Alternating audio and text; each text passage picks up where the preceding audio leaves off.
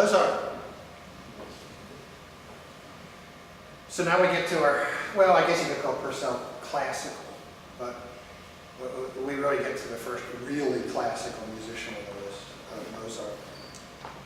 He's born in 1756. There is some indication that he visited with Bach in London as a child. 1773, at age, what, 14? Or no, a little older. He becomes a court musician in Salzburg, Austria, the Prince Archbishop Colloredo. 1769 to 71, he travels in Italy, and so he's like, what, 15 years old here? He's accepted as a member of the Philharmonic Academy in Bologna. He's 15 years old. He writes an opera in Milan in his spare time. And then, here's my favorite one. He goes to see this musical work called Miserere in the Sistine Chapel. He sits there and he listens to it. And then he goes home and he bootlegs the music. All of the parts, all of the singers, all of the orchestra. He goes home and he writes out all of the sheet music just to see if he can do it. Did he use the term bootleg? Pardon? Did he use the term bootleg? I Did he use the term bootleg?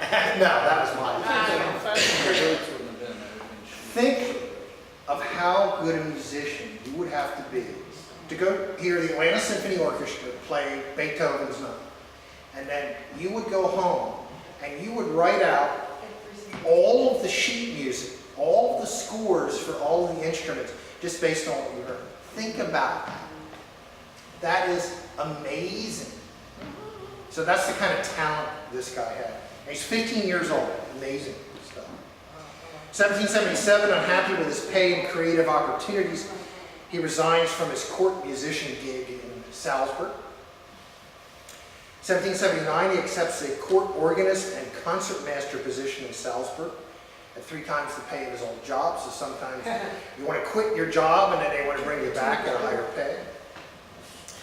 1781, Mozart resigns again from his position in Salzburg with bad feelings all around. Everybody was mad at everybody. Mozart moves to Vienna and has some minor success as a pianist, as a composer in Vienna.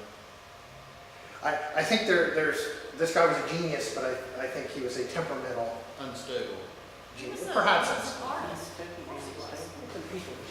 1782 to 83, he studies the work of Bach and Handel, and then he composes the Mass in C minor. 1787, Emperor Joseph II appoints Mozart as his chamber composer. And then there are persistent rumors, but they are not documented. He may or may not have met with the young Ludwig van Beethoven in Vienna. And the reason people like to think that happened is, so Mozart met with Bach when he was a kid, and then the young Beethoven met with Mozart. That's why people like to think. Socrates, Plato, Aristotle, same thing. It's kind of cool. December 5th, 1791, the death of Mozart, perhaps from rheumatic fever, so he died as a young man. Started composing at the age of 5. He ended up composing over 600 works. Not all of them were religious, but he wrote a whole bunch of masses, and that's why he's on the list. Served as an organist, music director, and pianist in his short career. It was said he was a pretty good organist, maybe on level with Bach. Wrote 18 masses and 17 church sonatas, and that's why he's on our list.